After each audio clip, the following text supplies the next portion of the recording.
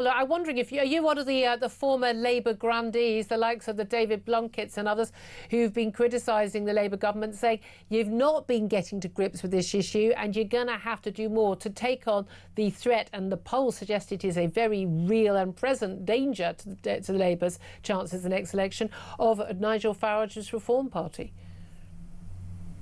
Yes, I listened to most of the Nigel Farage press conference this morning, and it was very wide-ranging because he didn't just deal with immigration, but dealing with the general issue of, the country's law and order, and the fact that, the probation service isn't working, magistrates' courts not working, petty crime isn't covered, and all of these things. And I think that was quite clever to link the whole things together before he went on to the real issue of illegal migration. I mean, Labour obviously will be worried about this. We've already seen that it's affecting some of their policies. They've changed slightly. But of course, nobody trusts them. Nobody believes them. And no one believes the Conservatives either. And I think what Farage said today was very interesting, because he said, I know basically parties aren't trustworthy, but people do say this is our last shot. This is our last chance of getting a government that might seriously look at this issue and do something. And at least be genuinely motivated to do it. This is something Nigel Farage has been campaigning on for many years. And we used to have, it was arrivals on the backs of lorries. People, we had the Calais jungle, didn't we? And we had people, jumping into backs of lorries and camper vans, getting on trains and and they managed to clamp down on that. People are still coming in that route, but the focus is very much on the boats. The boats were a new phenomenon when that was shut down. It is very likely that if you shut down the boats, people will appear, somehow get to our country another way. But the key thing is wanting them to not come to our country. And this is something that, French politicians have been talking about, the El Dorado, that we offer the welfare, the hotel, the black market working. The odds are you'll never be deported and you can bring your family over. And basically, whatever your life in France, whatever your life back in your country you've come from, it's going to be better. We need to, if the message is very clear, if you come here and you've not come here legally, you've got no right to stay, you ain't staying. And for the period of time you're here, you're in a detention camp, not working, you ain't going to bring your family, which is all what Reform is announcing, then that will send a message. That will surely stop anyone arriving illegally, shouldn't it? Or on the grand scale of things. I think that the truth is that all over the world, there is a feeling, I'm sure, that the United Kingdom is a soft touch when it comes to migrants generally. And of course, what he also talked about today, which was very important, was the overstayers. They actually are a very high proportion of people who are here illegally, the students who come in and stay on. Oh, I mean, we're talking well over 1 million people. Exactly. That's far in excess of the illegal migrants. And he was including all those people as well in the fact that they must realise that from now on, or when and if there is a Reform government, that will change. They will not be allowed to do that. So I think that just listening to it this morning, I was just putting myself in being an ordinary person watching it, who's feeling concerned and worried. And I think they would be, I think it will send a real message that Reform means business. Now, whether it helps them in the polls, I would be surprised if it didn't. Yeah, well, it's interesting is you've got the Rupert Lowe, the former Reform UK MP. He's talked about mass deportations, and they were always getting into a bit of a row with Nigel Farage, and lots of people on the sort of further right accusing him of being too soft on this issue. This seems very clear-cut. I mean, there's nothing in here I don't like, apart from Zia Yusuf mentioned making it an offence punishable by up to 5 years in prison to tear up your identity documents. I mean, no one will know whether you've torn them up or lost them at sea, so I'm not quite sure how that works. But in terms of dealing with the backlog, I mean, the reality of this is similar in terms of like the Australian policy. If we can't send you back to your own country, then you're going to head off to the Ascension Islands in the middle of the Atlantic, or Albania or Rwanda or wherever. But we're going to be out of the, scrapping the Human Rights Act, getting out of the European Convention on Human Rights, derogating the Refugee Convention. So you're not going to be able to use any of that. End of, nothing to discuss. If it's a manifesto commitment, the House of Lords can't block it. I've got no doubt at all that Nigel Farage isn't worried about people liking him at North London dinner parties, so he doesn't mind upsetting the civil service, who frankly can go on strike, and then we can all get more sodding done, frankly, with them on strike. So I can see that they could actually do this. But in terms of the backlog, you can stop people coming in, because as soon as people go, oh, hold on a minute, my mate who went over last week, he's now being detained in a camp, it's not very pleasant, and he's going to be deported. There's no point me paying 1,500 quid to get on a boat to come over to. There is an element where you can't tackle the backlog because you've got to find these people. And I've got a funny feeling that the day you say, right, we're coming for these people, the day after Reform is elected, those people just disappear from their asylum hotels, disappear from the homes we've been paying for them, and they're just gone like a puff of smoke, and they will still be here and not deported.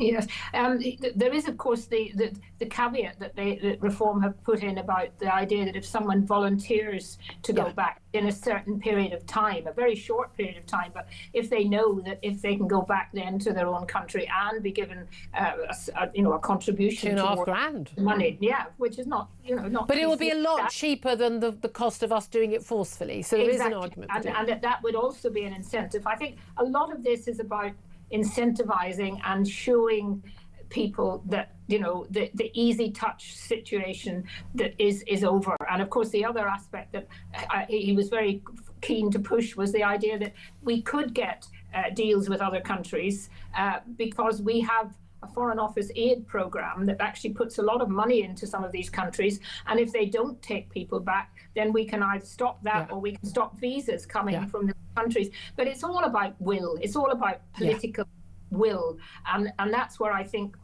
Reform are really going to have to prove and show that they mean it. But then Nigel Farage has a bit of a record of pointing out things that actually in the end have been proved to be right. Yeah, I mean, lots of people have been talking. I mean, Tom Slater mentioned a bit earlier, the Overton window. This is this idea of like what it's sort of okay to discuss in the public sphere, the opinions that are acceptable. So you could, you can have.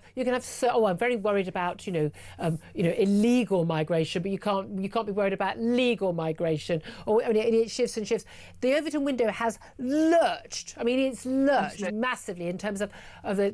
But I don't think it's what's changed with the British people. I think it's the political classes, the media classes, catching up with where the British people have been for quite a long time. I mean, British people since 2010 have been voting for mass uncontrolled immigration to be put to an end. They've been voted for tens of thousands for Cameron in 2010, 2015 again, 2017, 2019. They vote for it again and again. 2016 referendum. Doesn't matter. The political classes have ignored it. Nobody has been listening politically at the establishment level, and that's again something that has been, picked up by Reform and used very cleverly. But they can be clever, but as long as they mean it, and that is a thing that I think Nigel was very keen to point out how he had opposed way back when he was in the European Parliament, the European Union plans to open up their borders, really, and that was not part of the reason why Brexit was so important. The reality was then, of course, the leaders didn't carry it through. Yeah. So, he has been proved to be right on so many things. But the public is there with him, and the whole debate has changed over the last few months, and it will continue to change. And of course, what I presume will happen now that both Conservatives and Labour will have to adjust their policies to kind of. Well, you mentioned that. The Conservative leader, Kemi Badenoch, she is posted on social media saying Farage's immigration plan looks very familiar. We set out our deportation bill months ago. He's copied our homework but missed the lesson. At party conference coming up, he said, we'll show you not just the answers but our working. That's how we'll build trust with the public and get real results. Now, I'm not sure, Kemi Badenoch, that is going to fly. No one minds if someone's copied someone's homework, but at the end of the day, you were in government. OK, she wasn't the Home Secretary, she wasn't Prime Minister, but a lot of people will simply say, Tories, Labour started all this, Tories have been in government, and Tories talk the talk, but they didn't walk the walk, and they didn't deliver on this. That sort of criticism isn't going to work. And likewise, I would say Labour's criticism today from the poor minister out doing the rounds, talking about how the £10 billion cost that the Reform Party have put on this policy, saying, oh, no, it'll cost way more than that. I mean, I don't think this is a spreadsheet issue for an awful lot of voters. I agree. I think that the details of the cost, I'm sure, have been fairly well worked out, but they need to be scrutinised. But the reality is it doesn't really matter, because I think the figures that show of how much it's costing at the moment for illegal migrants are very much understated, because it doesn't take into account all the extras that they get and all of the extra burden on the National Health Service and in schools. And the extra cost to local people of housing because it's not available. Yeah. You know, Yeah, I mean, every single, the criminality, the policing, there are so many extra causes, and the impact on local communities, on our culture as well. Oh, well, that's what people seeing in their own areas change that they've not been asked about, change that they haven't given any consent to, and they're seeing things that are, and that's again, being picked up very, very well by Reform, and the other two parties are lagging behind. And the Conservatives, I mean, they can say what they like about what's in these plans that were theirs, but they didn't do it. And they didn't even talk the good talk. No. So I think it's been. I would say that this will be a day when both Labour and Conservatives are really sitting, thinking we are going to have to do something very radical to get back on. But certainly for Labour, it's going to go sort of against everything in their bones and in the Prime Minister's bones. And I just simply don't believe they are going to be willing to do it. What they want to do is make it all go away. They're going to, we'll get rid of the backlog by basically giving people leave to remain. We're going to get people into homes, or we're still going to be paying for their housing benefit, for goodness sake. They just want to get it off the headlines. They don't want to solve the actual underlying problem. I think that is the issue. One of the things, though, if Reform were able to do this, if they did win, again, they have to win power, they have to do a lot of this. A lot of this will take time. They need to have a very strong majority to be able to do this. They're still going to face issues in the House of Lords. Now, you are a peer in the House of Lords. I don't really approve of peerages. I don't really approve of the House of Lords. I'm for democratic accountability. But if we're going to have it, I'm very happy that you and a number of the regulars we have on our show are in there. But it's very interesting that the government is looking at basically sacking, forcing to resign the peers who fail to turn up and participate in the House of Lords. They reckon they can get rid of 200 almost immediately by getting rid of people who, for instance, are over 80, and people who never turn up. Do you think that would be a good thing? Well, I think that there is a feeling in the country, certainly the House of Lords is too big. But the reality is, of course, there are over 800 officially members. But the reality is, in terms of voting, and when people are there, there's never more than about 600 taking part in still votes. A lot. It's almost as many MPs as we've got. It's still a lot of people. But I think it's very important, if there are going to be changes. I mean, they're already throwing out some very, very good peers in getting rid of hereditary peers, rather than doing what could have been done when a hereditary peer died. You didn't replace them, as happens at the moment. That would have gradually got rid of them. So that's getting rid of a number. And I think it needs to be done in a way that's not just being party political. Yeah. They want to get it down so there's a majority, because the House of Lords can't stop legislation unless it's, if it's been in the manifesto. Yeah.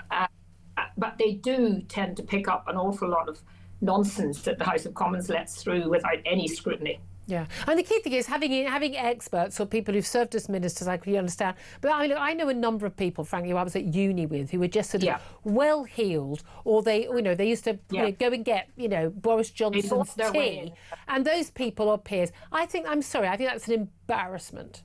Yeah, there's some girl, she's some junior assistant. No one can work out for the life of themselves how she became a peer. But she's in there. I mean, people in their 20s, the idea that these people have anything to offer us is a laughable idea.